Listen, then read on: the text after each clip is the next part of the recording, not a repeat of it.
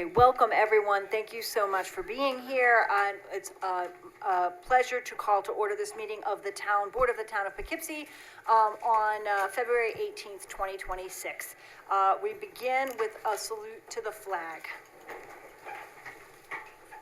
Pledge allegiance to the flag of the United States of America and to the republic for which it stands, one nation, under God, indivisible, with liberty and justice for all. And we'll call the roll. Good evening, Bill Reuter, First Ward. Good evening, Barbara Laird, Second Ward. Good evening, this is Shanta Tangaya from Ward 3. If anybody is celebrating Ramadan Karim. Okay. Emily Watson, Ward 4. Good evening, Ryan Sharp, Fifth Ward. Ann Shershin, Sixth Ward. Felicia Salvatore, Town Clerk. Emily Spencer, Attorney to the Town. Rebecca Edwards, Town Supervisor. And before we begin on our public hearings, I just wanted to say one word about the passing of Sue Pike, who was a zoning administrator for the town for a long time, a really lovely person. From everybody I know who've met and knew her. She adopted a lot of dogs that were found abandoned in the town of Poughkeepsie and was just a very warm-hearted person. We lost her this week, and so I just wanted to mark that at the meeting and express our deepest sympathies to her family and everyone who knew and loved Sue. We begin with 3 public hearings, four public hearings, and then we're going to do 3 minutes for comment on anything else on the agenda tonight. So if we want to begin with the first public hearing.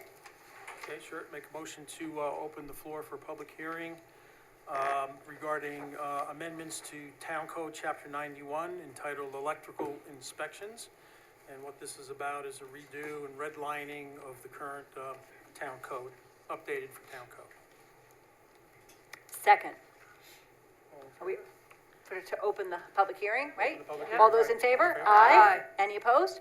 All right, the public hearing is open. If there's anyone who wants to speak on the revisions in the electric code for electrical inspections. All right. I see no one. Seeing none, I move that we return to regular session. Second. Second. All those in favor? Aye. Close Sorry, the move to close the hearing, yes. Second. Second? Second. All those in favor? Aye. Any opposed? All right, the motion carries 7-0. And so now we can vote on the resolution. So I'll just read it in full. Be resolved, Town Board, Town of Poughkeepsie, pursuant to a public hearing this evening in Town Hall, is hereby adopt the local law amendments to Town Code Chapter 91 entitled Electrical Inspections, and be it further resolved, the proposed law is attached hereto, incorporated herein, and the Town Board does hereby waive verbatim reading of the said local law. Be it further resolved, the legal notice of public hearing was posted on January 27th, 2026, and published in the Poughkeepsie Journal on February 5th, 2026, and that the Town Board of Town of Poughkeepsie determined the action, this is a type 2 action, requiring no environmental review, and be it further resolved, said local law shall take effect immediately upon filing with the Secretary of State. So moved. Second. Okay, any discussion? All right, then all those in favor? Aye. Any opposed? The resolution carries 7-0. All right, then public hearing number 2. I'd like to open the public hearing, which is about changing a zoning at the South Hill Center to reuse the empty Burlington Coat Factory. And I was going to look at see what the zoning code change was, but we've discussed this several times. It's just to allow it to be a allowed use within that zone. Yeah, Right. So we're Doesn't moving to change open the public hearing, right? yes. All right, second? Second. Okay, all those in favor? Aye. Any opposed? All right, the motion carries. Yes, welcome. If you'd like to speak as part of the public hearing and give us a very brief overview, we've discussed this before, so we shouldn't need to Absolutely. be very long. Yep, my name is John First. I'm the attorney for the applicant. Just to be brief, the South Hills owner, LLC, is the owner. We're seeking a minor modification of the town zoning code to permit a self-storage as an adaptive reuse in that zone. There's a special zone for the South Hills Mall. We're adding a use to a list of uses that are already permitted via special use permit, basically to allow for the repurposing of the existing Burlington Coat Factory building that's been vacant for many, many years. We first appeared before you guys in the fall of 2025. This was, as you mentioned, discussed. We would then refer to the planning board as well as county planning. We appeared before the planning board, and in January, the planning board had a public hearing, discussed, there's very minor site plan modifications to the proposal. They adopted the neg deck. They issued a decision letter with a neutral recommendation. So we also got comments from county planning, so I think the board is ready to act on it if they so please. And generally, with a zone change, this is consistent with your comprehensive plan for infill development to allow an expanded use of non-residential or commercial uses. And again, it's an existing mall, existing shopping center, kind of needs to keep up with the trend, with the decrease of brick and mortar retail stores that are across the nation. So we feel like this will be vital to the mall itself and important to keep it going strong. Okay, great, thank you. Is there anyone else who wanted to speak about this proposal? Anyone here in the room or online who wanted to speak? We discussed it before, so. Okay, thank you very much then. If there is no further comment, I move to close the public hearing. Second. All those in favor? Aye. Any opposed? All right, the motion carries 7-0. And so we have the resolution itself on the table. Sure. Be it resolved, Town Board pursuant to a duly noticed public hearing held on February 18th at 7 today, does hereby adopt the proposed zoning text amendment to the South Hills Center District related to the proposed reuse of the empty Burlington Coat Factory building at the shops at South Hills as a self-storage facility. Tax parcel number 6158012979590000, located at 1875 to 1895 South Road in the town of Poughkeepsie. It consists of approximately 72.62 acres. Be it further resolved, the proposed zoning text amendment, Exhibit B of the petition submitted with the application and revised by letter dated January 19th, 2026 is attached hereto and incorporated herein. And the town board does hereby waive a verbatim reading of said amendment and does direct that said amendment be spread across the record as if, in fact, it had been read verbatim. The proposed zoning text amendment was reviewed under SECRA, and the planning board, as lead agency for the environmental review of the project, issued a negative declaration on January 15th. Be it further resolved that a written recommendation was received from the Dutchess County Department of Planning and Development dated October 16th, 2025, stating that the proposed zoning amendment was a matter of local concern.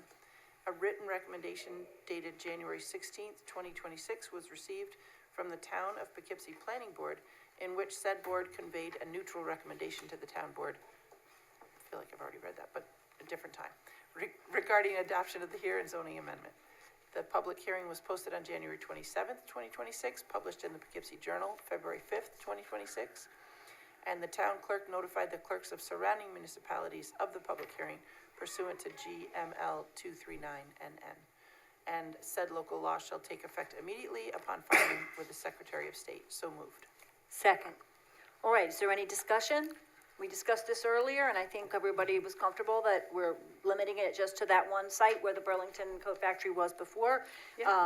But this enables them to put something in that empty space. Like I said, I thought this was a great idea the first time I heard it, so I'm really glad to see you guys are gonna be able to go ahead with it. Thank you. Second time's a charm, I guess. It is. All right, any And I further just- comment? Yeah. Sure, just want to say thank you both for sticking with the whole process, the long number of years, investing in the town of Poughkeepsie, and look forward to working with you in the future. Thank you. Okay, all those in favor? Aye. Any opposed? Resolution carries 7-0. Thank you very much. Thank you. Have a good night. You too. All right. Resolution 3, authorization of submission of 2026 Community Development Block Grant. Just a quick note, we do have new versions. We have a 3A and a 3B, if you want to start with the 3A. Okay. And just to remind everybody, we don't have to read the whole, So and the 3A whole resolution either. We can just give a review. This is a public just hearing? Yeah, may I just speak to that? I don't think we need to open a separate public hearing Right, for it's each just of one. the applications. We Got just it. need to have one public hearing on Correct. the CDBG application, and then we'll have the two separate resolutions on the two proposed projects. Got it, thank you. Okay, so then all we need to do first is open the public hearing. Great. So, did you want to go ahead and let's just open the public hearing on our proposed community block grant, development block grant applications? Yes. Second. Okay, second, all those in favor? Aye. Any opposed?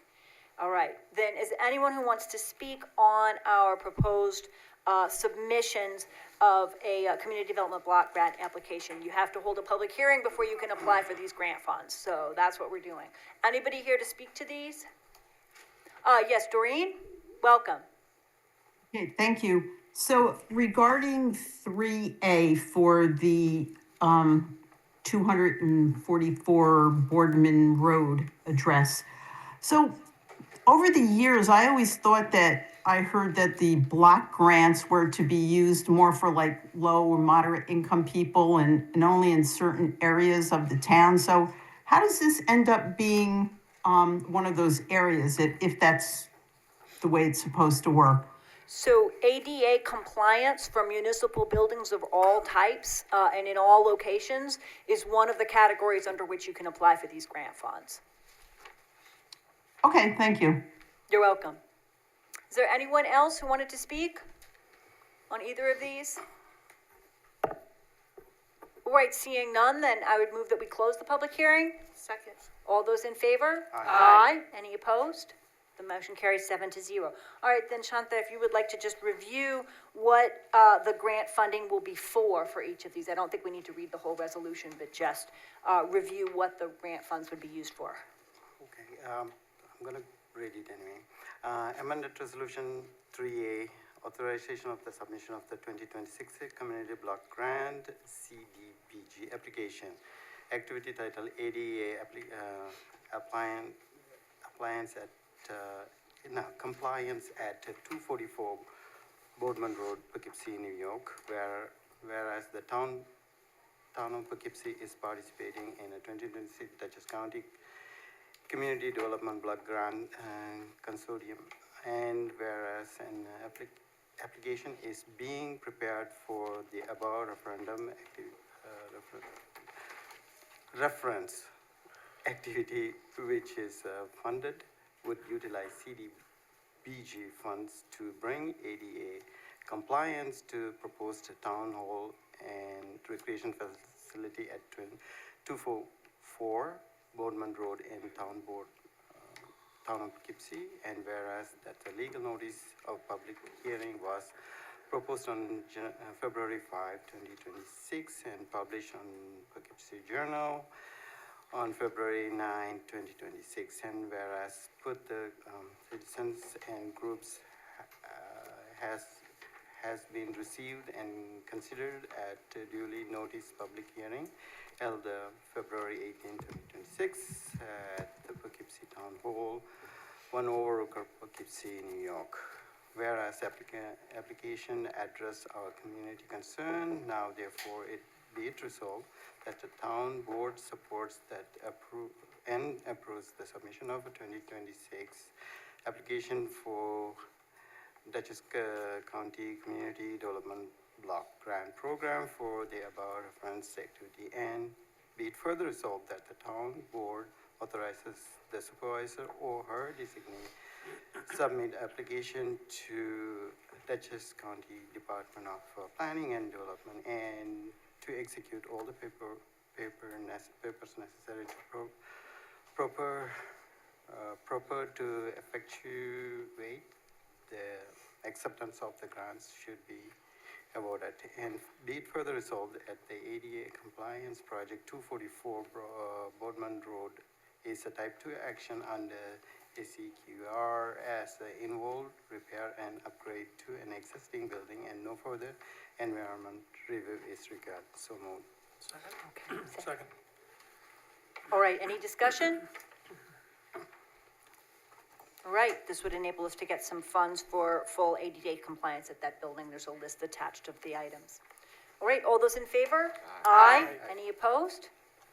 The resolution carries 7-0. Okay, Shantha, do you want to keep going, or do you want to keep going down the line? No, You want no. to pass, keep on going? Emily, your turn. All right, so the public hearing is still open, correct? No, For no, this we're one? done. Or we We closed it? closed it, it was We for both. closed the public hearing and then, which was for both together, and we're just gonna we're do the done. resolution, Okay, exactly. got it. So this one is for that Habitat for Humanity project that's in Ward 4 at the end of Sunset Avenue, which hasn't been built yet, but it's a proposed 5-lot subdivision with 5 houses that would be put in.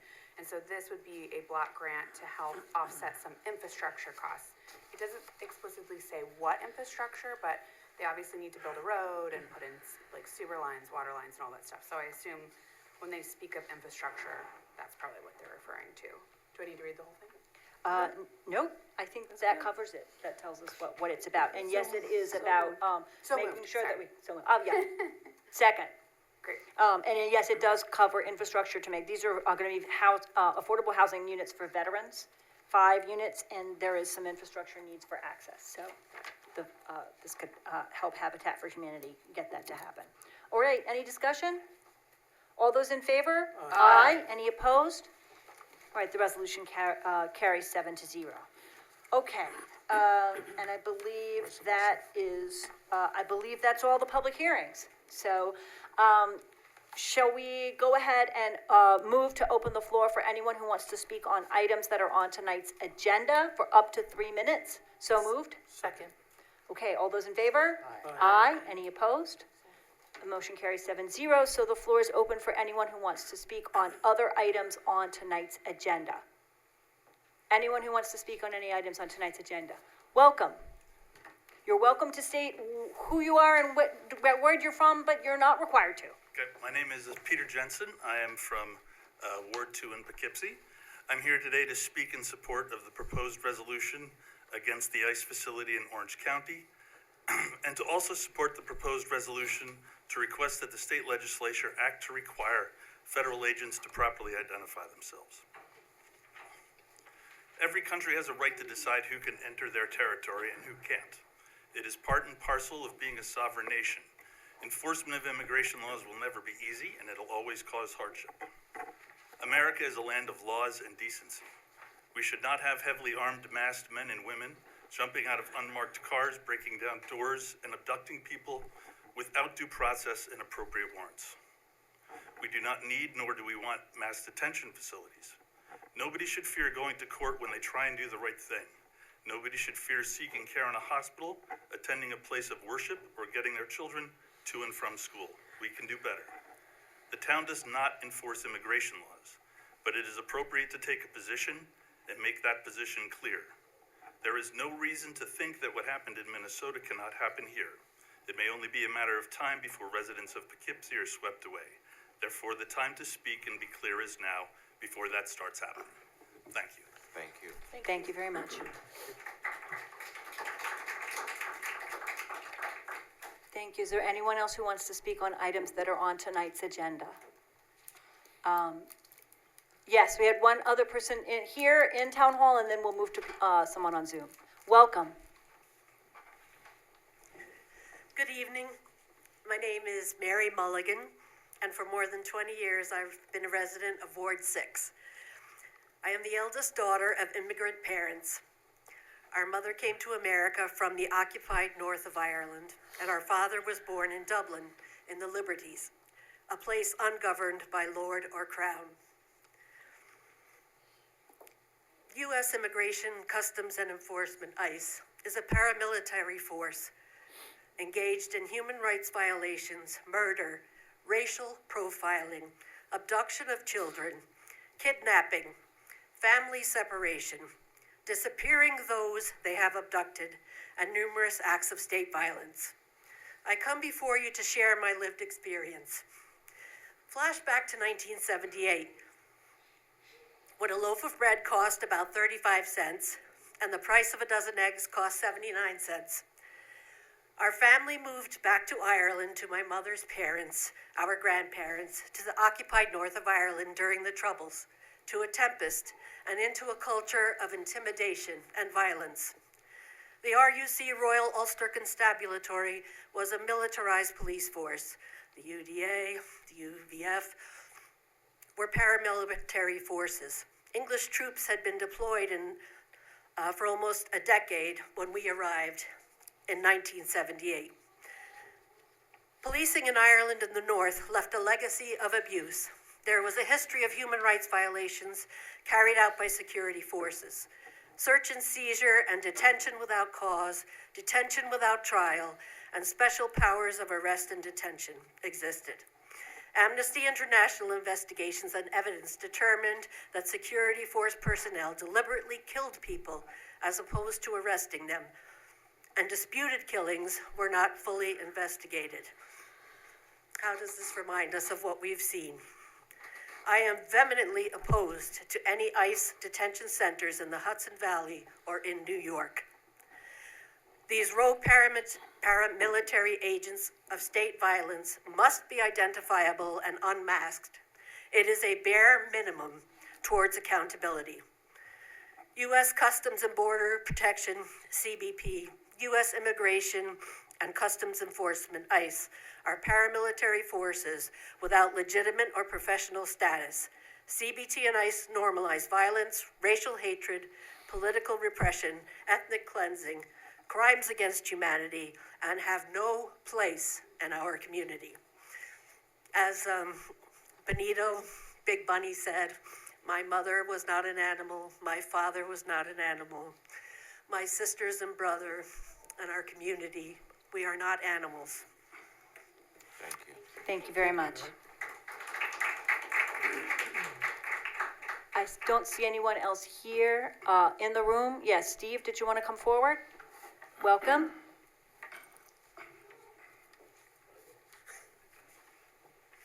Hey, Steve Oskerlees, Third Ward. Going to speak on a couple resolutions. Going to start with 12 and 13. More of a statement. What is the purpose of these resolutions beyond political posturing amid a vocal group? Much of the fear and mistrust being cited stems from widespread misinformation about how the Department of Homeland Security enforces immigration law, not from whether a facility is labeled detention center or whether an officer displays his name on a uniform. It is also important to recognize that under the Supremacy Clause of the United States Constitution, federal law preempts conflicting state or local actions. As such, any local resolution attempting to restrict or dictate how federal immigration enforcement is carried out is in effect negated by federal authority.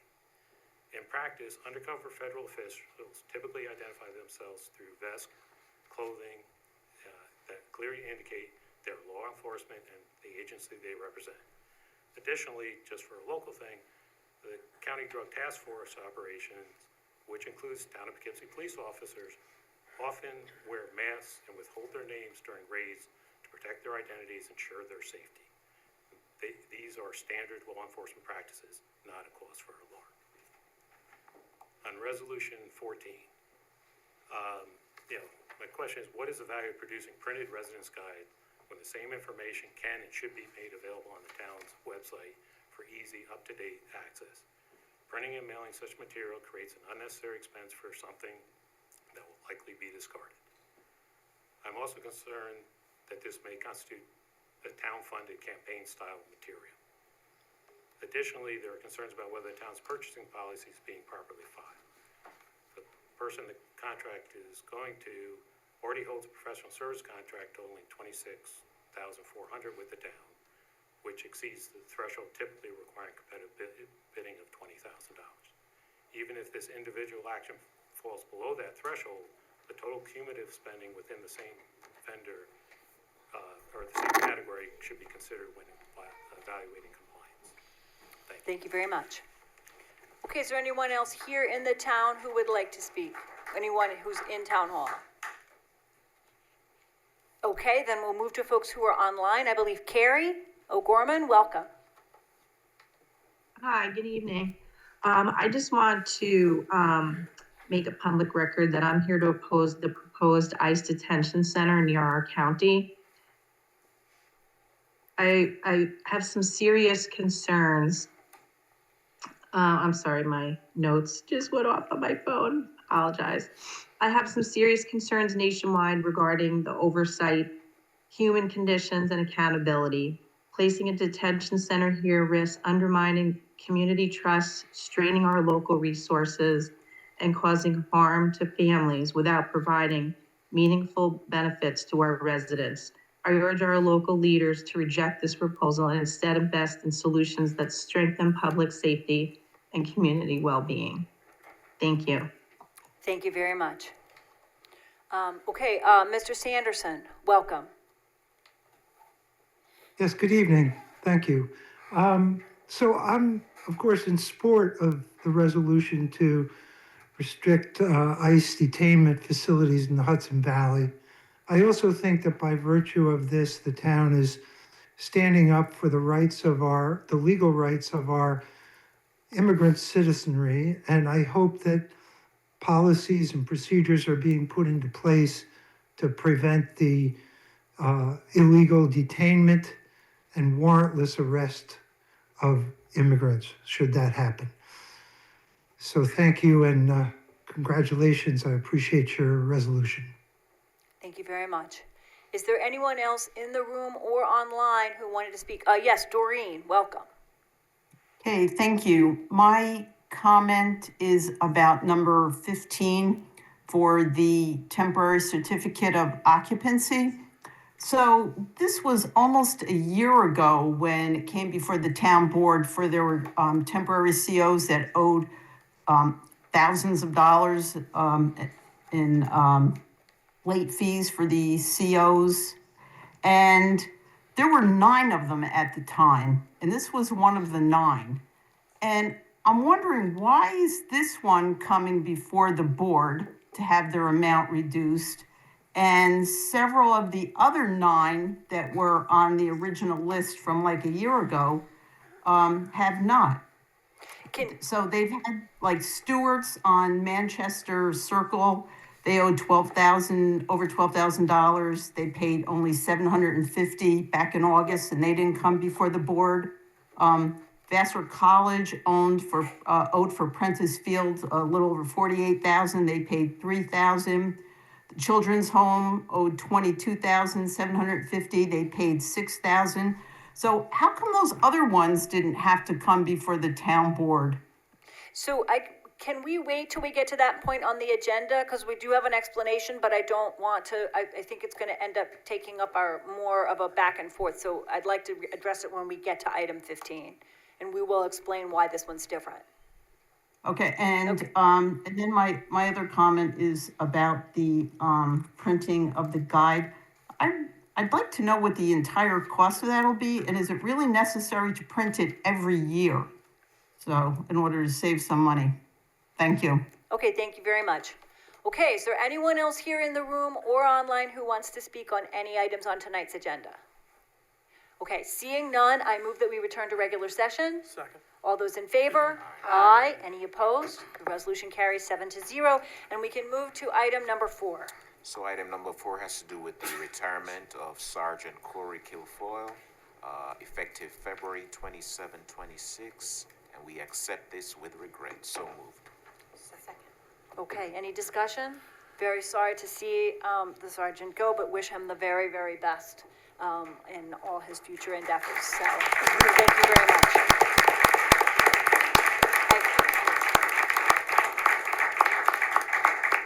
I think we should vote and then applaud again. How about that, okay? All those in favor? Aye. Any opposed? All right, the resolution carries with regret 7-0. Thank you very much.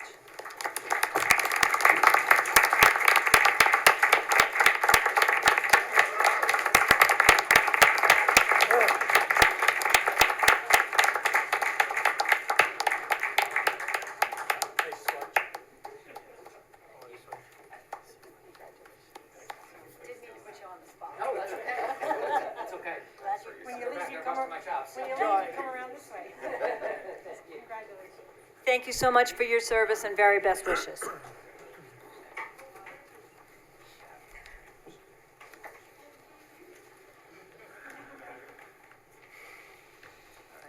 Be it resolved that the town board of the town of Poughkeepsie does hereby authorize the promotion of police officer Jonathan Groger to the position of police sergeant at a yearly salary of $135,934.17, which promotion shall be subject to a probationary period as described by the rules for the classified civil service of Dutchess County, effective March 3rd, 2026, and be further resolved that the supervisor is authorized to execute and file all documentation required by Dutchess County Department of Human Resources in connection with this promotion. So moved.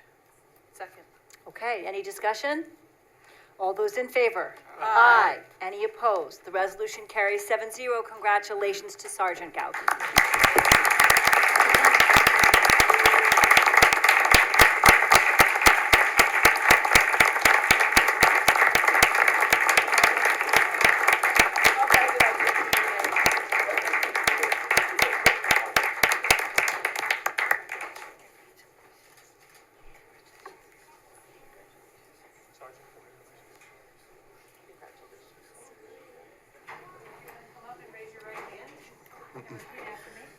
I state your name. I, Jonathan Gouger, Do solemnly swear do solemnly swear that I will support the Constitution that I will support the Constitution of the United States of the United States and the Constitution of the State of New York, and the Constitution of the State of New York, and I will faithfully discharge and I will faithfully discharge the duties of the duties of Police Sergeant Police Sergeant for the town of Poughkeepsie for the town of Poughkeepsie, according to the best of my ability. according to the best of my ability. Thank you so much. Thank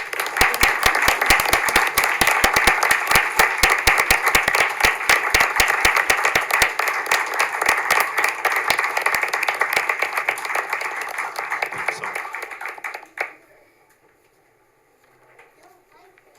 Thank you, and thank you for everyone who's come out to express support, and thanks to all of you for your service. And I believe we start back with the MS4 annual report with Mr. Reuter. You do?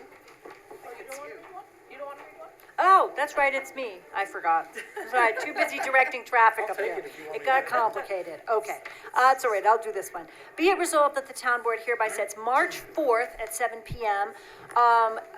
In the town hall as the date, time, and place for a public hearing to accept public comment on a draft stormwater annual report and stormwater management program plan. And be it further resolved that this plan, prepared by the town engineer, shall be filed in the town clerk's office and posted on the town's website for review on February 27th, and that we will accept public comment on the draft report commencing on March 4th and ending on March 13th at 4 p.m. The contact person for this report is Bobby Bozek, Engineering Department, and I want to thank Bobby for his incredibly hard work keeping us up to date on MS4 and stormwater regulations. And be it further resolved that the town clerk's authorized to immediately publish a notice of this public hearing and the comment period, and we direct the Director of Municipal Development to review any comments and file the final report by April the 1st. So moved. Second. Okay. Any discussion? All those in favor? Aye. Any opposed? Resolution carries 7-0, and thank you again to Bobby for a lot of hard work in representing us in MS4. Okay, Resolution 7. Town Board is the best interest of the town of Poughkeepsie to amend town code, specifically Chapter 210 zoning, Chapter 135 lot line revisions, and Chapter 177 subdivision of land to clarify existing regulations. The town board and the town of Poughkeepsie does hereby set the 18th of March, 2026 at 7 p.m. in Town Hall for the place of public hearing, in which all parties of interest and citizens may be heard as to whether or not the town board of town of Poughkeepsie should adopt the proposed local law. The town board of the town of Poughkeepsie does hereby waive the verbatim reading of the said proposed local law. Be it further resolved pursuant to the provisions of SEQA, Town Board determines that the adoption of the proposed local law is a Type 1 action and determines the Town Board is the only involved agency and therefore designates itself the lead agency for the environmental review of the proposed law. And that Town Board accepts the attached full environmental assessment form. Part 1, to commence the SEQA process. And the Town Clerk is hereby directed to post the notice of public hearing in the town's official newspaper, the Poughkeepsie Journal, on a bulletin board maintained by the town clerk in the town hall no less than 10 days prior to said public hearing.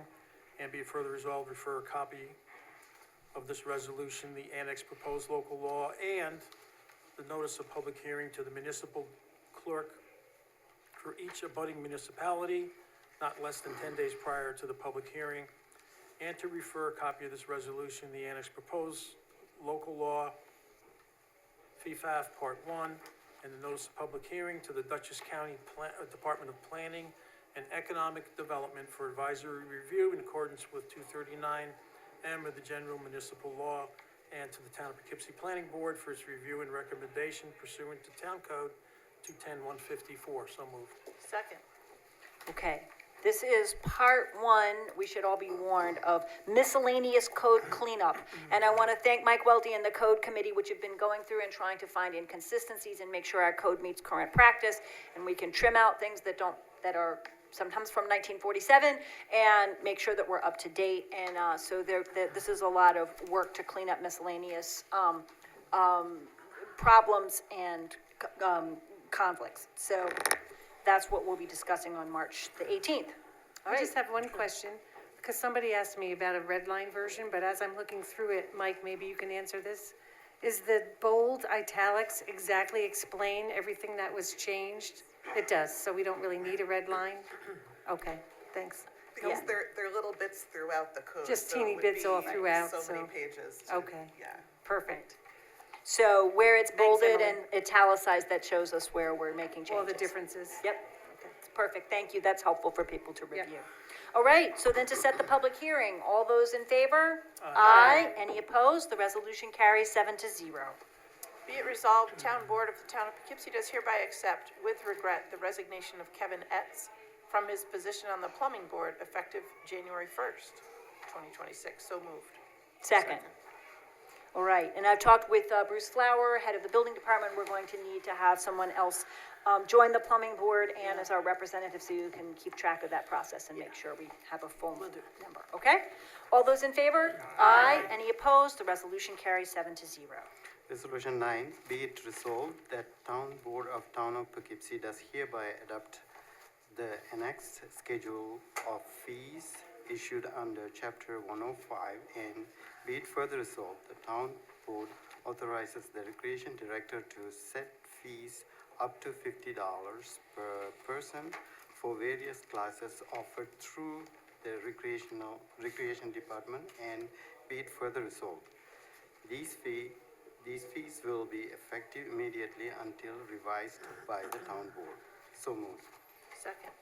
Okay, I want to thank Felicia and Jess in her office, and Emily, and a whole bunch of people who worked, Mike Welty, planning, zoning, a lot of folks worked on this, as well as Nate Smith and the rec department to clarify our fees,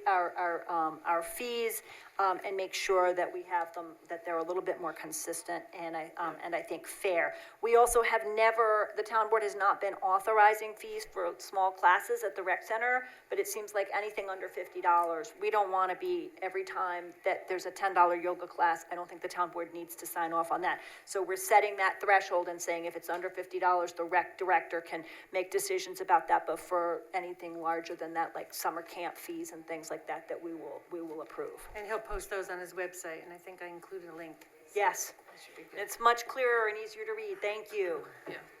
And also, I'd like to make a comment about two changes in the rec fees that have really been helpful.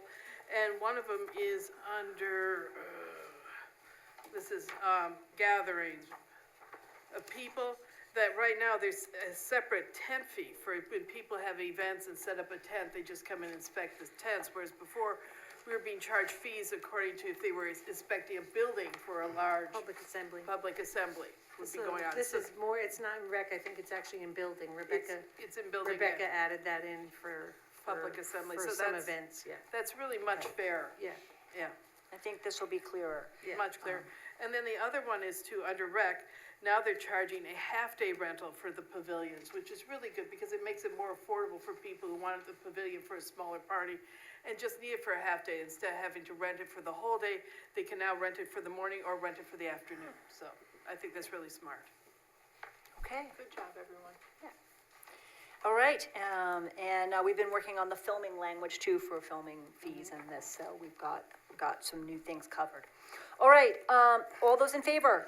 Aye. Any opposed? The resolution carries 7-0. All right, resolution number 10, be it resolved, the town board of the town of Poughkeepsie does hereby reappoint Katrina Dolores Rocco and Andrea Balga for a 5-year term expiring on September 30th, 2030 to the Board of Assessment Review. So moved. Second. Second.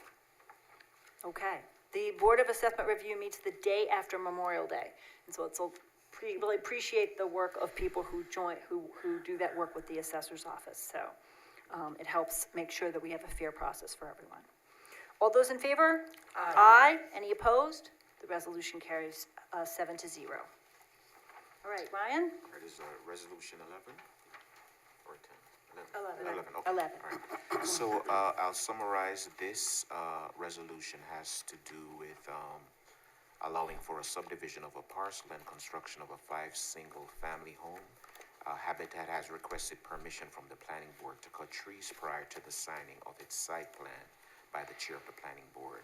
And on February 2025, the planning board granted such permission subject to the condition, among others, that they enter into an agreement with the town to stabilize and restore the site if the project does not proceed. Whereas the 2025 permission contains certain limitations that the work be completed in 2025. Those limitations are no longer applicable. The planning board is being requested to grant revised permission at its meeting on the 19th, subject to the same conditions. The town engineer has indicated that $65,090 is a sufficient undertaking to guarantee the restoration required, and that amount has been reviewed by the Director of Municipal Development and has been found acceptable. And so today, the resolution is that the supervisor and the Director of Municipal Development are authorized to receive and execute the next secured undertaking for site restoration in substantially the same form. So moved. Second. Okay, any discussion? This is the same project for which we're applying for the CDBG grant funds, which would create, 5 affordable units of housing for veterans over in Ward 4 on Sunset. All right, all those in favor? Aye. Any opposed? Resolution carries 7-0. All right, resolution 12. Whereas the town of Poughkeepsie is a diverse Hudson Valley community with a long history of welcoming immigrants and fostering public safety, civil trust, and respect for constitutional rights, and whereas the United States Department of Homeland Security, through the United States Immigration and Customs Enforcement, ICE, has proposed to use a vacant warehouse in the town of Chester, Orange County, New York, as a detention facility to house persons arrested in Hudson Valley and nearby areas as part of the broader national detention expansion. And whereas the federal proposal for the Chester facility has been advanced without consultation with local governments, residents, or regional stakeholders, and whereas detention facilities of the scale may have a region-wide impact and raises serious concerns regarding community safety, transparency, infrastructure impacts, emergency services capability, capacity, due process protections, and the erosion of trust between immigrant communities and the local governments. And whereas Congressman Pat Ryan has publicly opposed the proposed Chester ICE facility and is submitting evidence of public opposition to the U.S. Department of Homeland Security while advocating for greater transparency and accountability in the federal immigration enforcement. And whereas local elected officials, residents across Orange, Dutchess, Ulster, and surrounding counties have expressed opposition to the proposed facility as part of this initiative. Now therefore be resolved, the town board of the town of Poughkeepsie joins Congressman Pat Ryan and other Hudson Valley municipal and community leaders in opposing the proposed ICE detention facility in Chester, New York. And be further resolved, the town board calls upon the United States Department of Homeland Security and Immigration and Customs Enforcement to halt the proposed facility and engage in transparent dialogue with local governments and residents and fully assess the region and community impacts of the proposal. And be further resolved that the town board requests that the town clerk to transmit copies of this resolution to Congressman Pat Ryan, Governor Kathy Hochul, Senator Rob Rollison, Assembly Member Dee Dee Barrett, Dutchess County Executive Sue Serino, Chair of the Dutchess County Legislature, Yvette Valleys Smith, and all members of the Dutchess legislator who represent proportions of the town of Poughkeepsie. So moved. Second. Okay, any discussion? I have a comment here from a constituent, but I didn't know if I was supposed to read it now or in the public comment section. I think that either is fine. Okay. This is from Susan Sanderson in Ward 2. Dear Board Member Laird, I am sending this communication on behalf of my husband and myself with the hopes you will share this with the entire town board. As you are aware, we are constituents of yours. We read that a resolution was adopted by the town of Chester and Orange County to stop an ice facility to be located there. While no ice facility has been planned yet within the town of Poughkeepsie, we are hoping that the town would be proactive and pass a resolution expressing denial prior to that occurring. The majority of Americans are against having detention centers in their communities. They pose significant harm to detainees and their families. They have been described as creating a living nightmare for immigrants, many of whom are held for civil infractions rather than criminal convictions. Reports from inside facilities have highlighted filthy, cramped, and unsafe environments. Detainees have reported sleeping on floors, limited access to bathrooms, example 30 people sharing one, and rotten food. Further, detained individuals face significant delays in medical care or denied treatment for chronic conditions like diabetes or cancer. Some New York counties, such as Orange and Clinton, profit from detention contracts and divert local resources away from community needs. It makes taxpayers complicit in a system that violates human rights. The presence of ICE detention centers discourages immigrants from seeking medical care and reporting crimes, ultimately undermining public safety. If we allow detention centers in the town of Poughkeepsie, we will be remembered for sanctioning support for inhumane and repugnant treatment of human beings, similar to the Japanese internment camps during World War II. I am sure all the world's religious leaders, including the Pope himself, would be ashamed of us treating fellow human beings in this manner. Thank you for your consideration in this most urgent crisis. And that was sent to me well before we had written the resolution, but she asked if I would read it since we had written a resolution. Okay. Is there anyone else who wants to speak? Yes. So I do also received emails from asking to support and also not to support.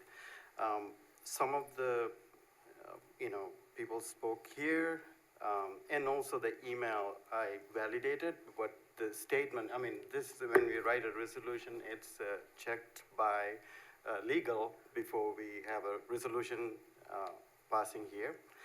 I just wanted to say that the email we received, they are using a great vocabulary, but it doesn't hold any water.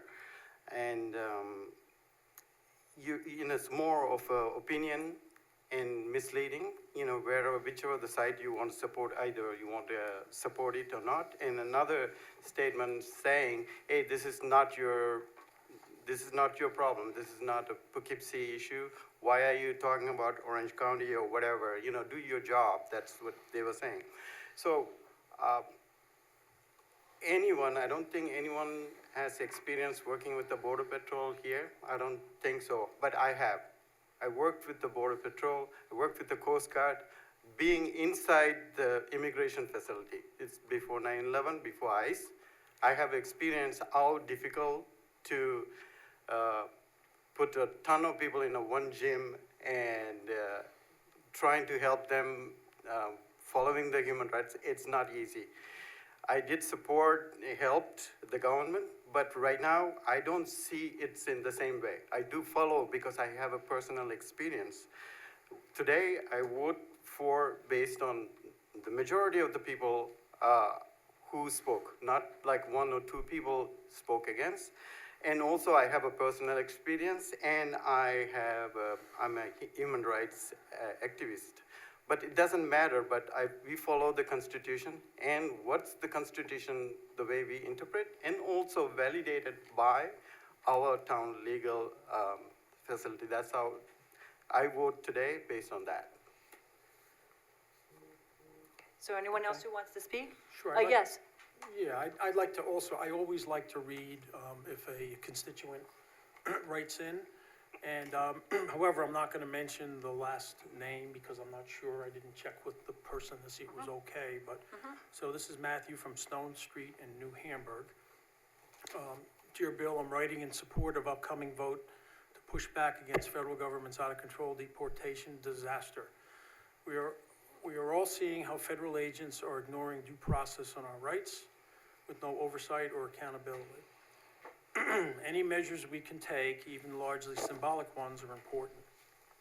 Our town of Poughkeepsie voice may be small, but now is the time to speak out no matter what side of the aisle we are on, against this administration's utter lack of respect for our Constitution. Thank you, Matthew. Okay. Is there anyone else that wanted to read comments or share comments? And I have a few comments too. Sure. Whatever anybody else is ready to. We can trade around or whatever. Yeah, so listen, my view, I agree with, I also got a lot of other calls and input. And, you know, I'm here on the board to focus on town of Poughkeepsie matters, all right? And that's my primary reason why I got involved with, you know, politics, I guess you can call it that. However, in this case, Supervisor, or County Executive Newhouse, and his pleas, and many of the officials in Orange County, you know, have made an impact on me. And I become very sensitive to the fact that government overreaches, you know, community, when they don't discuss openly, even if it's mediation, or even if it's just hearing. You have to hear people. That's why you're here. That's why you're in this job. So in this case, there's a facility, a warehouse being proposed that was an old warehouse.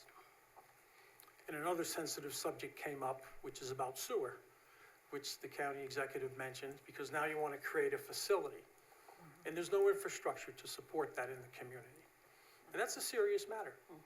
Okay, so you can't come, the federal government or any government, and not listen to people and do what you want to do and impact the community.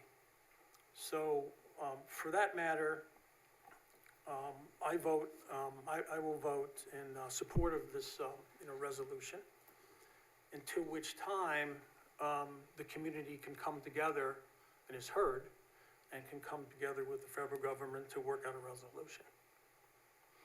Thank you. I appreciate that, Bill, and I just wanted to say that what I wanted to say also is that opposition has been bipartisan in Orange County. Right. And it has included the village of Chester, which has submitted 59 pages of explanations of why this warehouse, and this is a very disturbing thing, that one would propose to put 1,500 human beings in a place where there simply isn't any sewer or water infrastructure. So at a municipal level, I think we do have something to say about, and we certainly would have something to say if such a project came to Poughkeepsie, about the wisdom of taking that approach.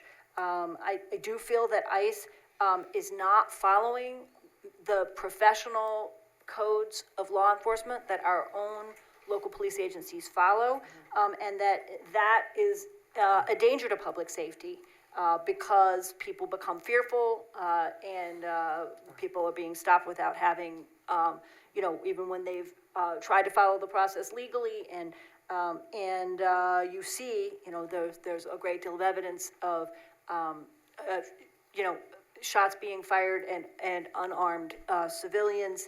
I was talking with a military veteran about the fact that it's clear that the lack of training for ICE officials is causing, lack of what they call muzzle discipline, right?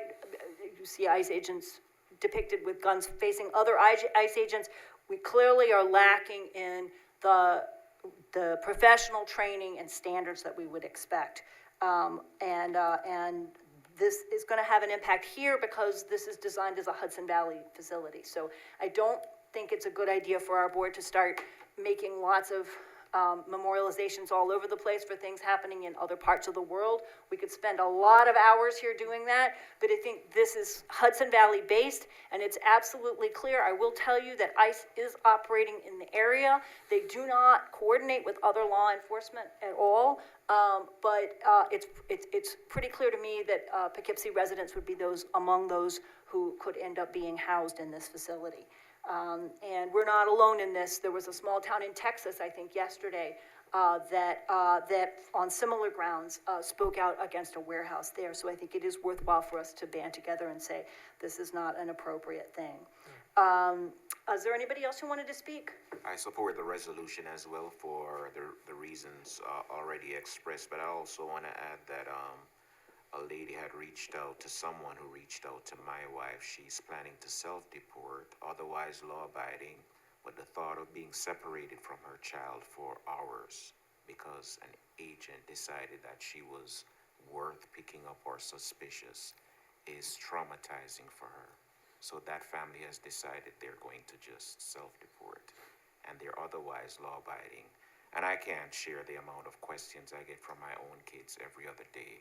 What do we do if ICE gets you, mommy, or gets you, daddy? It's traumatizing.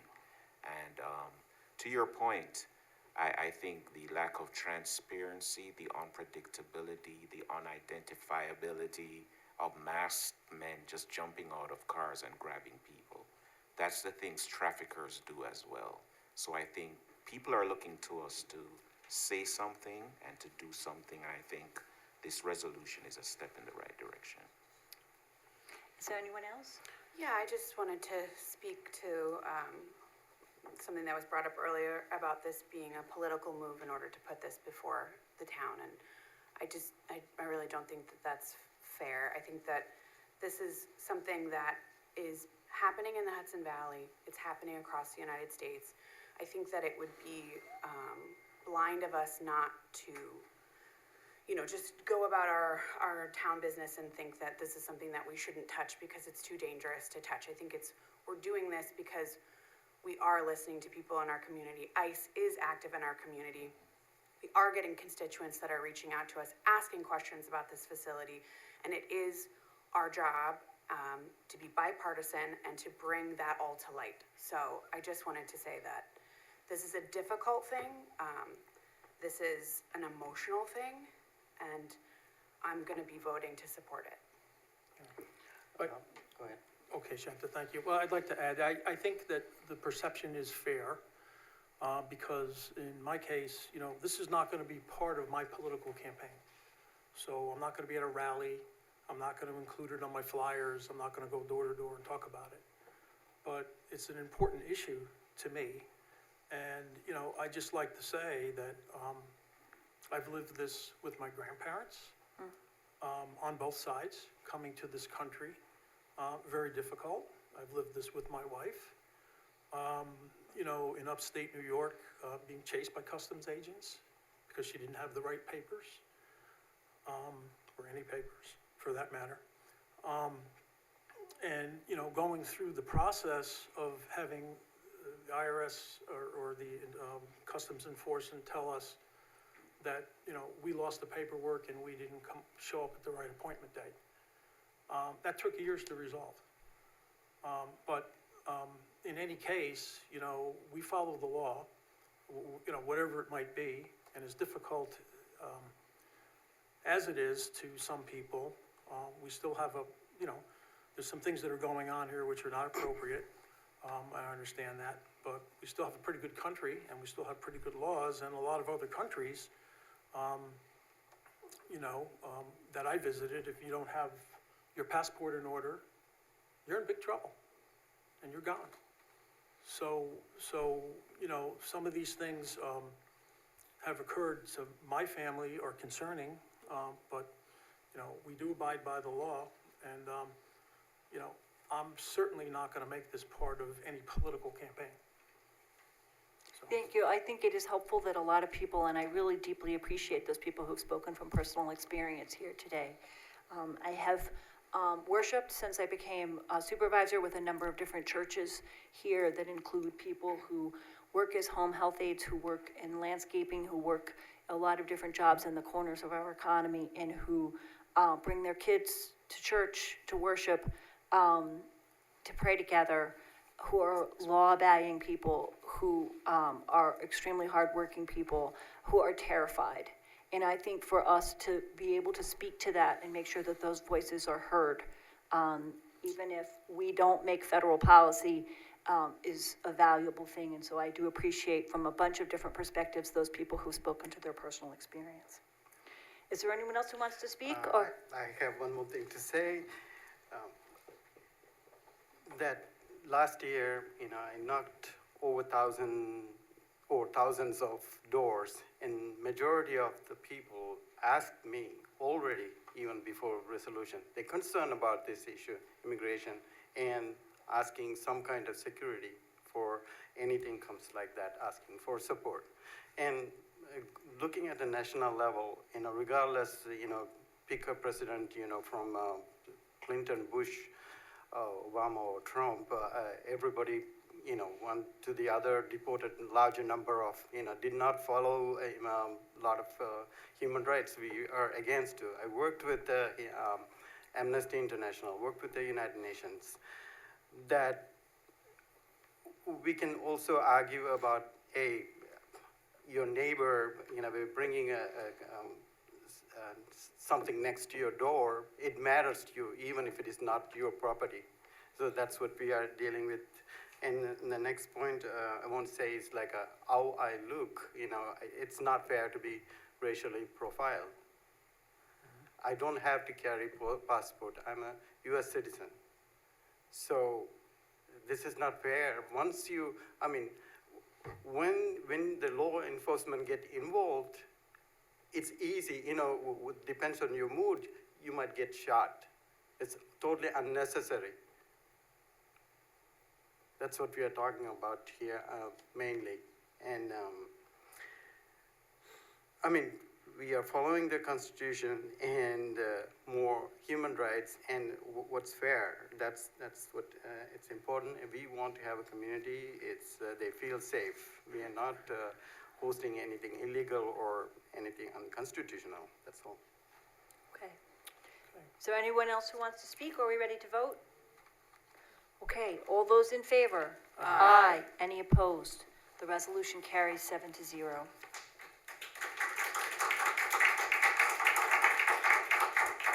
That was a long discussion, and I have no idea who reads the next resolution, because I lost track. Who was next? You. Is it me? Okay, all right, great, thank you.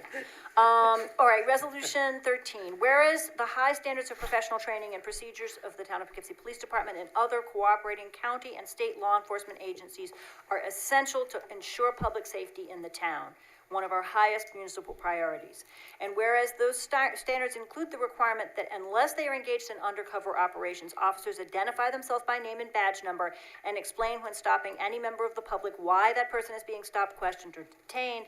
And whereas some of the current procedures and tactics of Federal Border Patrol and ICE officials depart from those standards and have a demonstrated tendency to diminish public safety and increase residents' distrust of law enforcement, resulting in reluctance to report crimes. And whereas the New York State Legislature is now considering legislation to prohibit Border Patrol, ICE, or other federal agents from concealing their identities in regular operations, while allowing exceptions for medical-grade masks, underwater, other obvious times when one would need to protect from exposure to airborne disease and so forth.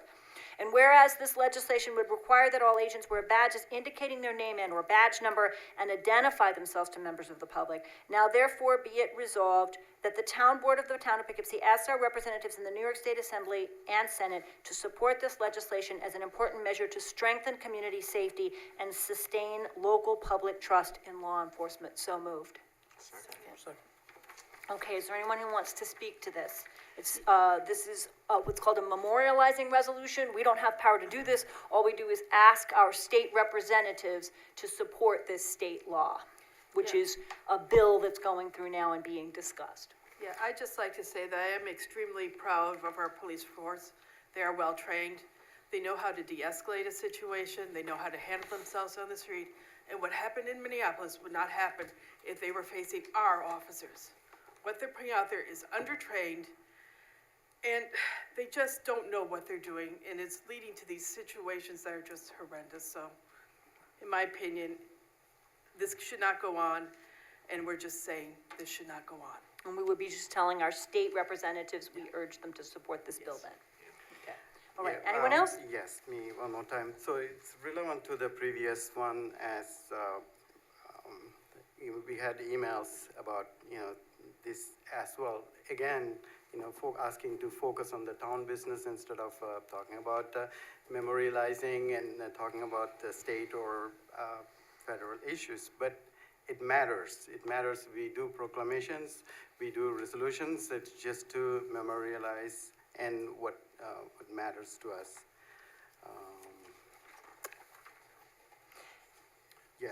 Sorry. Okay, yeah. Just, but a little bit of diversion from the last one. I consider this really a matter of federal, and jurisdictional and federal law. So, I am very proud of our police department, and they do a good job, and maybe they would have done a better job in a lot of different places. I think they're a wonderful group of people. But, this is a matter, federal law trumps local law. I understand that we want to have our own legislation. I'd like to read that act before I can vote on it. I don't want to vote on anything before I read it. So, yeah, I would vote against this because of the fact that I believe, this is a matter of federal and jurisdictional law. We can't be making statements about what our federal officers should wear or do. We can do it, we can make those statements, but it really is up to the federal government to do that and then coordinate really with the state, so. So I think the question is whether the state legislature can tell the feds what to do, That's right, is the question. Yeah, but I'd be happy, I really would, I'd be happy if I saw the law and I would read it, then I could vote on it. So would you prefer that we table it and bring it back after you've had a chance to read the law? Or would you Sure. prefer to vote? Sure, you want to do that? That's great. I don't, we can discuss that. I don't mind That's fine. tabling in order for people to get more information about the bill. I support that as well. Since the bill need to time, I think we want to table it. So, and then regardless if you want to support or not, that's fine. But I just also wanted to just add, I worked in a military base, and all my friends and family, or family, we call it family, but, they are military, supporting the government, national security, and most of the friends are either, they are law enforcement officers. We have a great respect for that. Right now, you are talking about $50 here and there. We're giving a $50,000 bonus from your tax money, because we can't recruit people. We're giving $50,000 bonus. So there's a problem. We can't just, when you don't speak up, you are complicit. That's the way I take it on this issue. Thank you. So I think that a motion to table is discussable, and that being the case, I would move to table. Is there a second to that motion? A second. Okay. I'm more than happy to give us a little more time to read the state law and understand the law and come back, and I would move to table it to our next meeting in March so that we have more time to understand that evolving legislation and discuss it again. Is there, Appreciate that consideration. Of course, I don't ever think it's a bad idea to get more information unless we're under some kind of incredible deadline. And this probably isn't gonna get signed by the governor until next November if it passes, so we're not in a rush. Is there any discussion of that motion to table? Okay. Was it second? Oh, you said- I believe it was seconded, yes. Okay. All those in favor then? Aye. Aye. Any opposed? Nay. Okay. All right. So the motion to table was 6-1, I believe. So we're going to table till the next meeting, and we'll get some more information about the bill to people. All right? Thanks very much. Okay, thank you. Be it resolved, Town Board 14, be it resolved, Town Board of Town of Poughkeepsie does hereby authorize supervisor to execute an agreement for professional services for the production of a residence service guide, RSG, with Erica Bushnell at the rate of $30 an hour for up to $75 an hour, to be paid on a rolling basis until the completion of the project in substantially the form annexed for such work in form acceptable to the supervisor and the attorney of the town, and that the town board does hereby determine that the execution of this agreement will involve no physical development, is a type 2 action requiring no environmental review. So moved. Second. Okay, I just wanted to give a little background. We used ARPA funds last year to do the first annual resident services guide, so this would be the second one. I believe it will be less expensive this year because last year one had never been done, and we did it took a fair amount of time to get the basic template together and the design. We're gonna draw on that heavily this year. Last year, I believe it cost $15,000, most of which is postage. We did see, after it appeared last year, a substantial jump in use of the senior center and of the highway transfer station dates. I remember the superintendent of highways coming in and saying, thanks a whole lot. The first transfer station date was really busy. We had a ton of people there. I do understand that we put things on our website, but not everyone has access to the website. And I think even more, certainly most of us don't wake up in the morning and say, let me go check X website. When you put once a year information in front of people, our mailing that we did last year and are proposing this year is the same size and really same publisher and everything as the library district, which sends something out 6 times a year. So we're just doing it once, but I think it's valuable and have had a large number of residents say that they found it valuable and that it was helpful just to have the dates of the summer concerts and information about that they could share about some of the basic services that we provide. Again, I don't think we should do this monthly, but I think once a year that we owe it to the town residents to say once a year, here's what we're doing, here's what our services are, check out what's going on, and it definitely seems that people responded.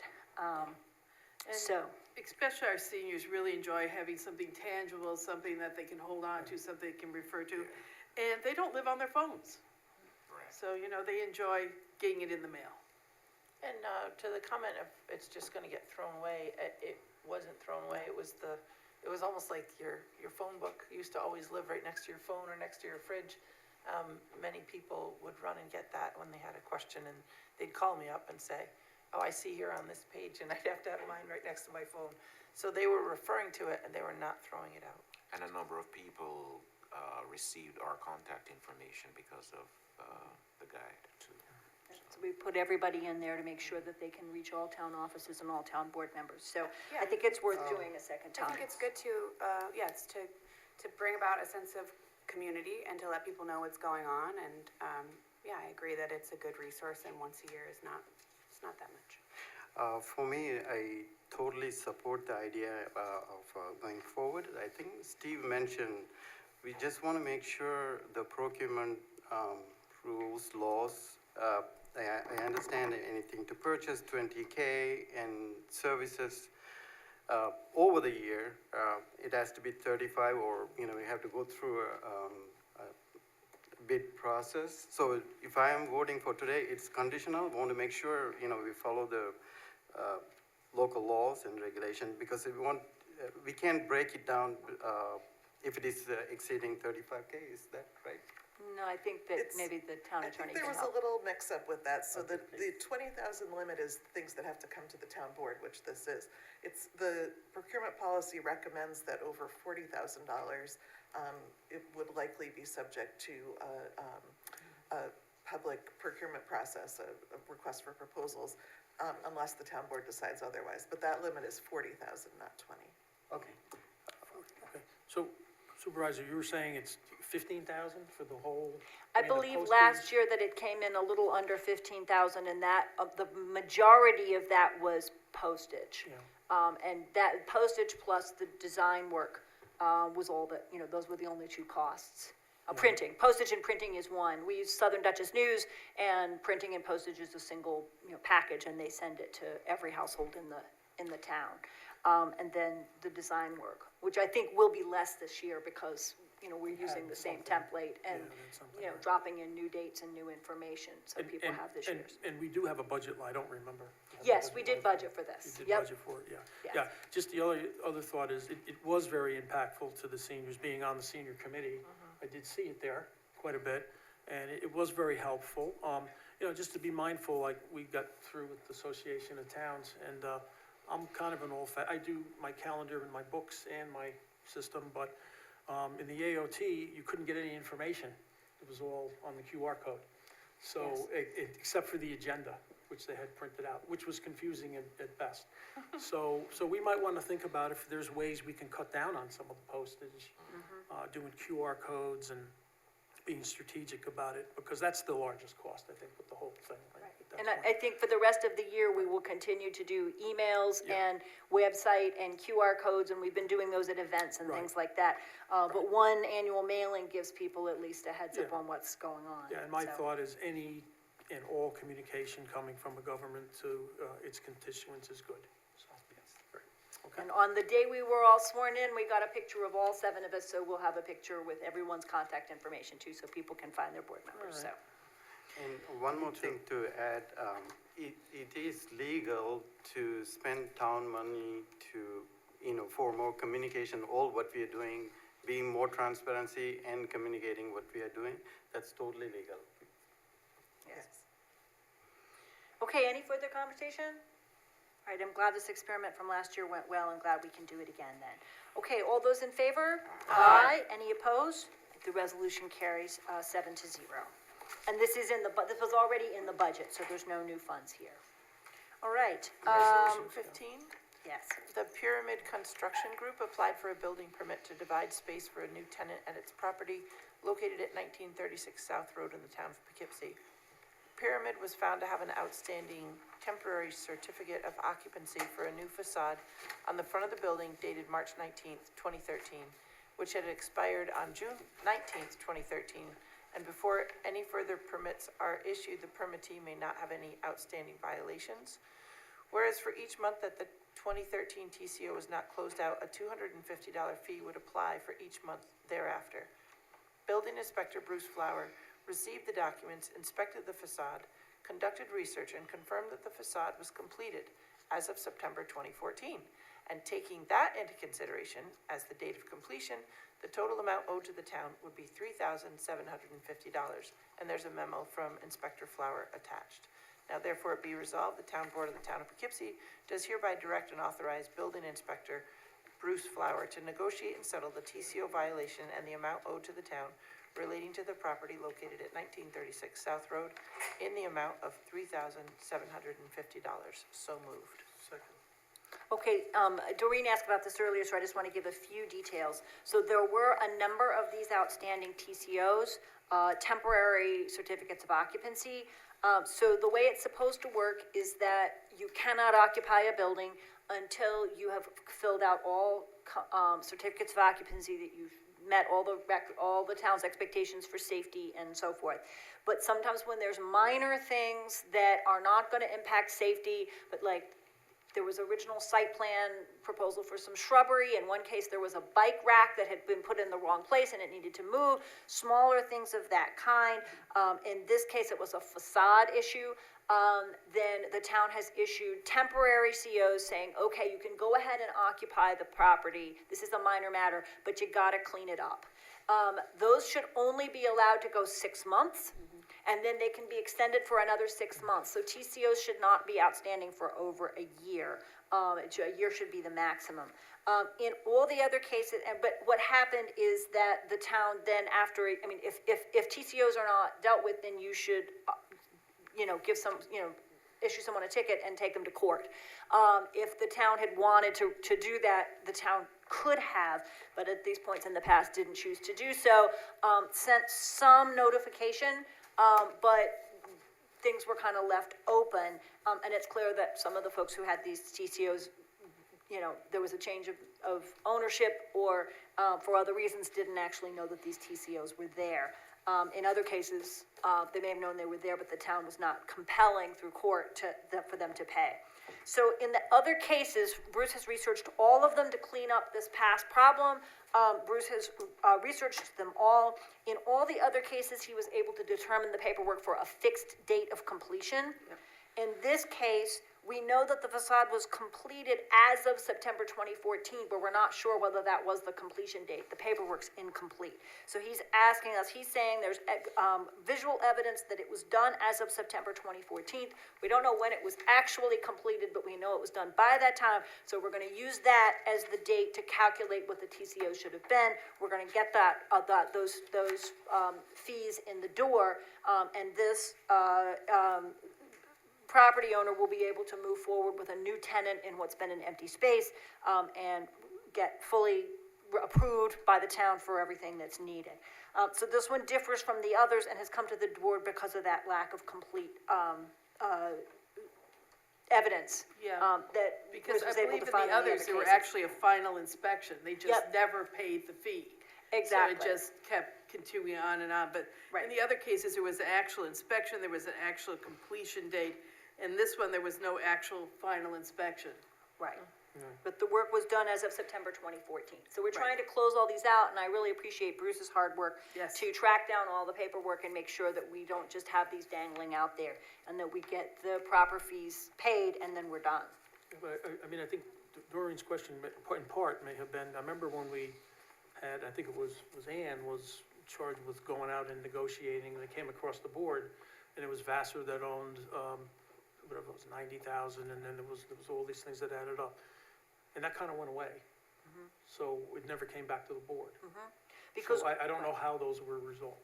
all of those were resolved in the same way this was, which is that Bruce went and he found the time when the work was completed, and then charged the fines up to that, to the time when the inspection was done and the work was complete. But the question is, should those other ones have come to the board for approval? No, because they had evidence. Because they were first originally brought to the board for, Right, and then we determined that in fact, the town cannot, Yeah. there are legal questions about the town's capacity to collect those fees. If we wanted to say, okay, well, we're gonna continue, charging this fee all the way up till today, 12 years later, because it was never paid, we're probably not on the strongest legal well, I ground. certainly agree So- with that. That's Yeah. kind of ridiculous to keep Right. going. Right, So- so it has to come to an end, right? Right, But- so this is the one in which case, what the actual fees should have been was a little less clear, so this is the one we brought back. And I think that they we felt came up with a needed to come back. procedure down there too to keep up Yeah. on. Yep, Yes. Okay. yep, so and this now is the idea is not to have this happen going Exactly. forward. No, this is not Exactly. happening anymore. I have, If you have TCOs, they have to be completed within that 6-month period plus the and the extension. billing and of you it have all to- is everything. Yeah. Yes, Right. we've got, yeah. And the Yes. special prosecutor may come into play if we have some that are Yeah. outstanding, so, okay? Okay, Hopefully was that there a answers the second on question. that? I missed it. I was, second, okay. Bill, I'll second it all right, again. okay, thank you, all right, all those in favor? Aye. Any opposed? The resolution carries 7-0. Okay, we are on to the town clerk's events and notifications. Guess what? Today was a good day. There's my notification. That's a good notification. There we go. We did not have Did other not have any, I notifications. mean, keep your Okay, eye out that's for the great. polar plunges at Marist and Eastdale. What dates are those? Again, I mentioned those the last meeting, but it's Friday, the 27th at Marist, Okay, and that's a Friday. And then- February. Yes, February, and then Sunday, March 1st at Eastdale. And they're pretty widely Yep, publicized and yep. Okay, good, for a good cause. for a good cause. All right, great.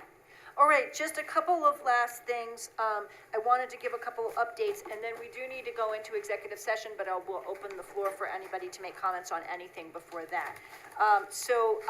We have been working toward getting the Nesterly home sharing program working. We have a list of potential renters and a list of potential hosts and guests, as they call them.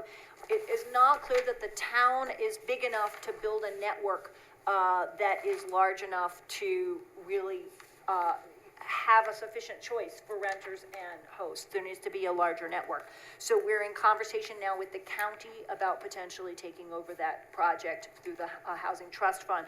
We do have a lot of people who are interested in it, but we're hearing from people in the city of Poughkeepsie, and from LaGrange, and from Wappingers, and from other places, and we cannot use town funds to, to support a housing, however wonderful the home sharing would be, if it's not in the town of Poughkeepsie, we can't support it. So it seems like it might be something that we should take on a larger level, either county or maybe Mid-Hudson if Ulster was also interested. So we're exploring that option now, and Nesterly's agreed to continue working with us without fees to see if we can get that going.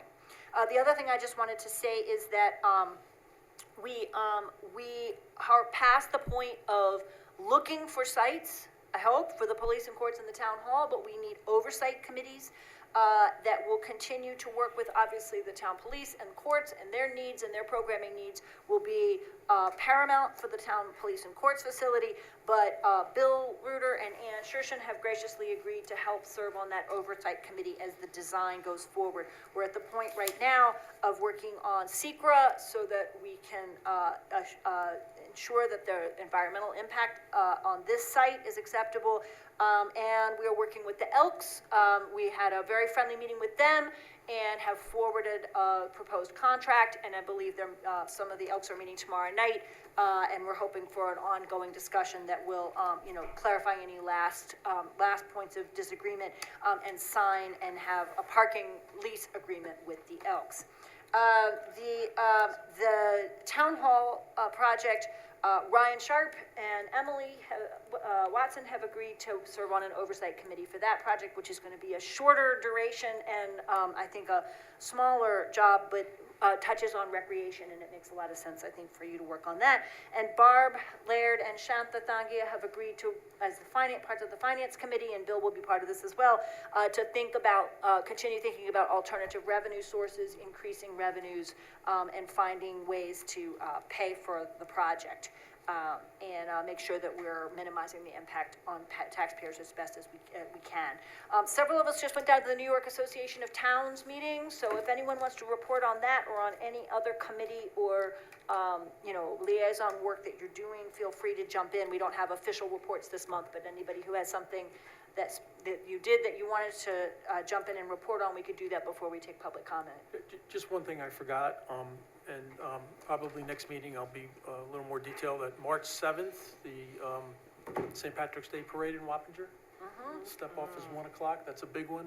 I serve on the committee for that, which is very interesting. Monday evenings when I can make it. And so we'll have more next meeting about the details for that. We should be there about noon for a 1 o'clock step off, If it's right? 1 o'clock step off, right, be there by noon.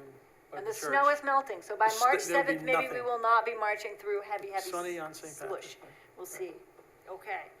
Thank you very much. Anyone else want to report on anything? Yes, no. So I have a number of things. Quickly, I will go through a number of things. I just wanted to, because a number of people contacted me as well, so I just wanted to respond. I personally agree with certain things or certain issues or not, but that's not how I vote for, even if I agree with the issue or not, but we follow the rules, regulations, laws, constitution, and also talk to the larger number of people. In general, like we just, Bill and I, or also Rebecca, we came back from the town association, like talking to like a large, all the towns from New York. The repeated, what we hear is like there's 12 people always come to the meeting. They always speak up. We really appreciate that. And here, some of the arguments is like the 12 people always show up, and 7 of them, 8 of them spoke against, but we still voted, and you are angry at us. But understand, we probably talked to 50 people already.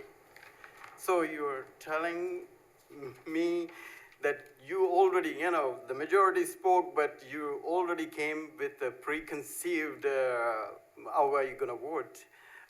It's not necessarily, I might change at that point, but like we did our homework before we come to vote. That's the reason how I vote. And again, even if I agree with an issue or not, but following the rules, regulation, and laws, that's what we agreed to vote on that. That's how I voted. And yeah, there's another question. Do we need a town hall here? Why don't we move to Zoom, rent out this space? So the question is, there are laws that we need to conduct the meeting in publicly. When we have a quorum, we don't talk any public issues in private. Anything we have to speak, when we have a quorum, we speak here. So the meetings also need to be conducted in the town. Otherwise, if you allow us to do Zoom, we might end up in Florida or somewhere else having a Zoom meeting, conducting town business somewhere else. That's not fair.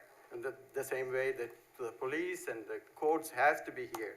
So just to understand, I understand, you're trying to be a vanguard, cost saving, you have ideas, great, but we also need to follow the rules and regulations.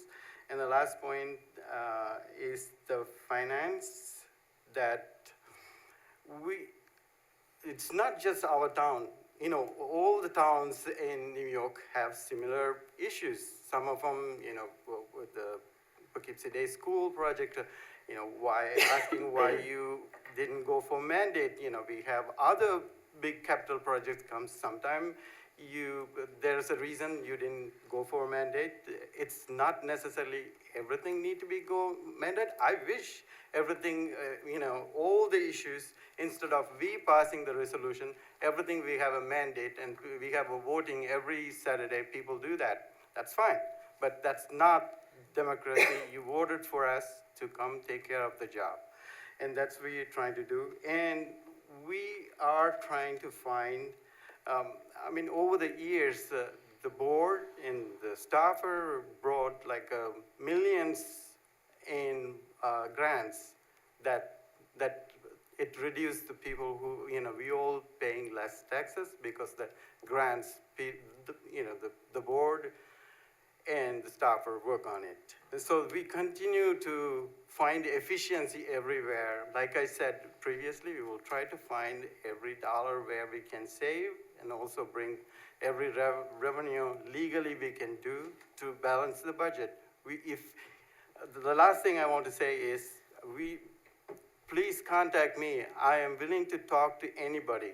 Buy your coffee, spend enough time, explain why we are doing how we are doing. And it's an opportunity for you to convince me to vote differently, or at least why we are doing this way. That's all I want to say. Thank you. All right, thank you very much. I think that's a good segue to move into getting public comment. So before we go into executive session, I move to suspend the rules for anyone who may want to speak on any item at all that you want to share with the board for up to 3 minutes. Second. All those in favor? Aye. Any opposed? Motion carries 7-0. Anybody in the room who wants to speak? Yes. Welcome.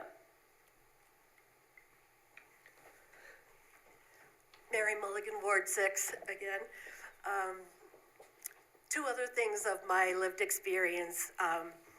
For 11 years, I worked as a election inspector and machines inspector at the polls. And the 2020 census, I also worked the 2020 census. So when we see the big picture of not utilizing how we've always done our representation legislative through the decennial census and on the federal level, we're witnessing a dismantling and a destruction of our ways of doing things. And, that there is a through thread for me in terms of the election in Georgia. They went in and took away the ballots and everything.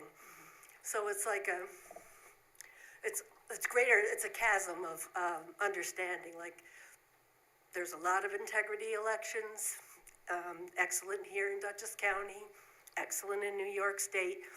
And I really feel like this is a time to put our elbows out as local municipalities and as a state, that we're gonna have to stand up for ourselves against federal forces. So I guess I've been trying to look at this time like an elevator, like one of those elevator disaster movies. You stand in and then the elevator wiggles a little bit. And then it goes down, to the next floor to board more people, but there's like an inch. So it slips just a little bit. And then all of a sudden, it slides down and you're between floors and you're stuck. And we need to get off the downward elevator. We have to believe what our eyes are telling us. And we can't listen to down is up. And it's really like, these are emergency times. We really have to be vigilant. So that's all. Thank you very much. Steve?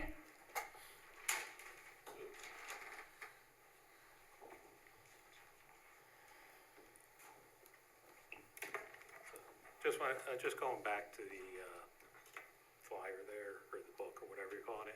Actually, I'm not sure who you're using for mailing, but I've never received any of the mailings. So I don't know. You say it's going out to everybody. To be honest, I've never seen it. Never came to me. Just a comment on that. That would have been about last March, so if we missed your address, we're gonna make sure that we. You did a newspaper last year, didn't you? No, it was just this one resident services guide. It would have arrived around the 1st of April. Yeah, I know I didn't get it, and talking to my two sisters who are residents, they didn't get it, so I'm not sure what mailing list you're using. Yeah, I'm registered to vote, I pay taxes, everything, so. Yeah. Just Some something of to the look into. many of the postal routes go back and forth from the town to the city, so we'll work and make sure, we'll see. We've had some ongoing mail issues, but we'll do our best to get it to Squarely in everybody. town. The other, and going back to that, procurement policy, again, I looked up on the website, it says adopted 9/18/2024, and it states to me, reading this, over 20,000 must be, up to 20,000, 3 written proposals, department head or supervisor, over 20, should be going out for bid or RFP, with the exception of public work contracts. I don't, Well, that doesn't include professional services, though. where does it? That's a That's it. separate section, because they're not subject to the same procurement rules.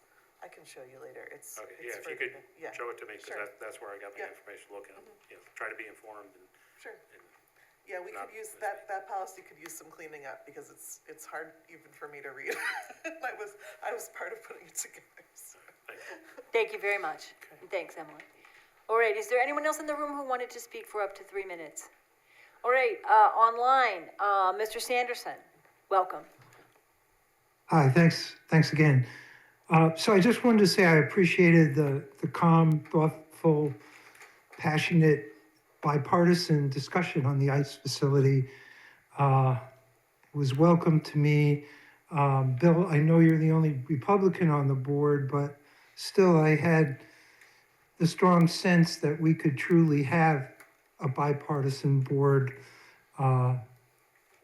coming to us in the future years if we continue to have discussions that have this bipartisan characteristic to it.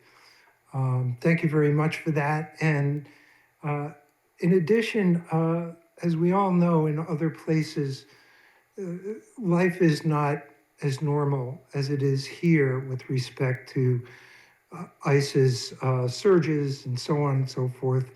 And my main concern with respect to the facility is that if and when it actually opens, we could very quickly have to respond to intensification in our town and problematic behavior on the part of ICE.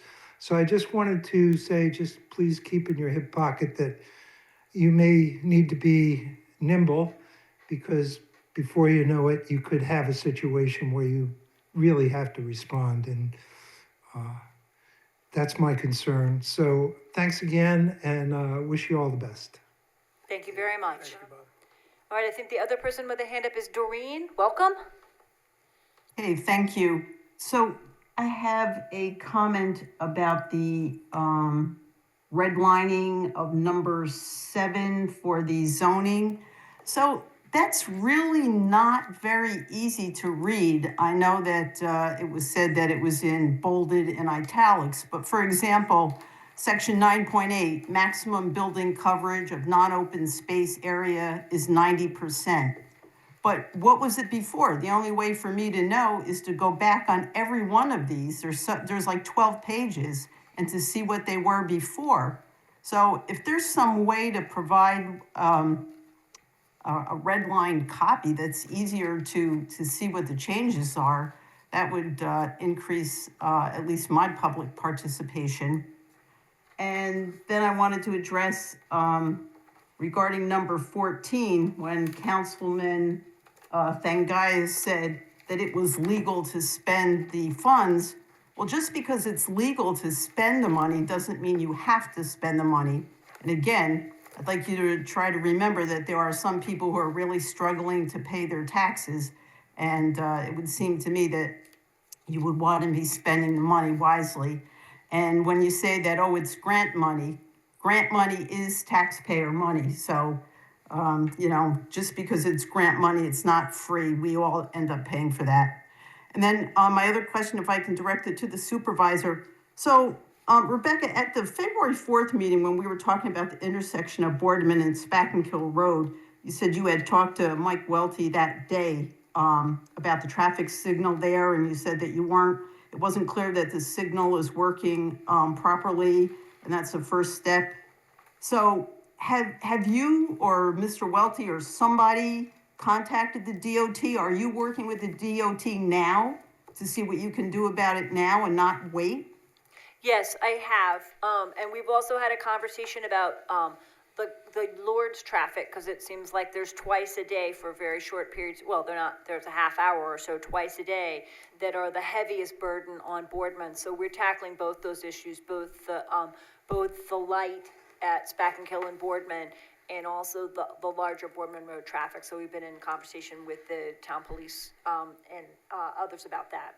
And as far as the first question, I don't know whether a red line is available, but I'll try to see what we can do. Okay, so can I just clarify, are you working with the DOT right now? Because they're the ones that, for the intersection, that really have the authority. Yes, I have reached out to them. So we've still been in the middle of talking about snow removal and some other things, but I'm trying to put that on the list, so. Okay, thank you. Absolutely. All right, anyone else? Okay, seeing none, I move that we return to regular session. Second. All those in favor? Aye. Any opposed? 7-0, the motion carries. And then be it resolved, the town of Board does hereby adjourn into executive session to consider discussions regarding proposed pending or current legislation and regarding the medical and financial or employment history of a particular person or corporation, matters leading to the appointment, employment, promotion, et cetera, of a particular person or corporation, and to discuss matters which are exempt under the meetings law, open meetings law, including those matters subject to the attorney-client privilege. Be it further resolved that no action appropriating money will be taken during executive session. So moved. Second. Okay. I just have to say something before we move on. Is it related to Not- moving not into exec related, session? not related. Okay, let's vote on this, please, Okay, first, before we agreed. move on to anything Sure. else, okay? Agreed. All right, well, then I don't know, maybe when we come back, Okay. let's talk about order. Okay. But I think at this point, we've got a motion on the table. So all those in favor? Aye. Any opposed? All right, the resolution carries that we go Did into you mean executive session. litigation or legislation? Litigation. Litigation, okay. Litigation, it's items number 4, 6A and B, and 9B. Thank you very much, everyone. Thank you.